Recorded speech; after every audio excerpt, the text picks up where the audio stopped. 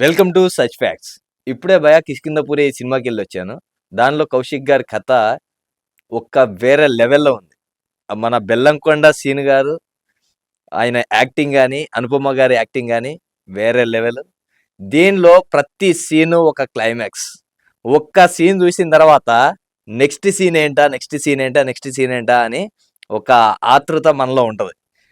మనకి ఇంటర్వెల్ టైంలో పాప్కార్న్ తిందామన్న ఆలోచన కూడా రాకుండా చేశాడు.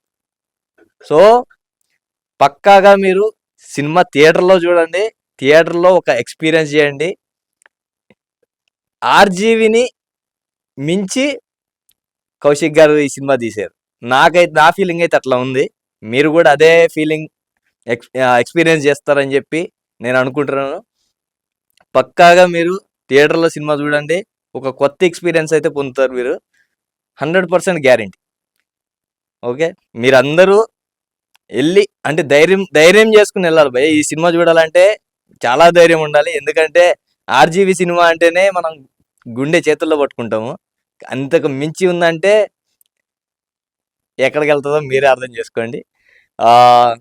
పక్కాగా సినిమా చూడండి. నేను ఈ సినిమాకి 4.5 ఇస్తా 5కి. ఓకే, ఇది చూసిన వెంటనే మీరు సినిమాకి వెళ్ళే ముందు ఒక పని చేసి వెళ్ళండి. ఈ ఈ సచ్ ఫ్యాక్ట్స్ని లైక్ చేసి, సబ్స్క్రైబ్ చేసి, గంట ఉంటుంది, గంట కొట్టండి. ఓకే, ఈ వీడియో కింద కామెంట్ పెట్టండి.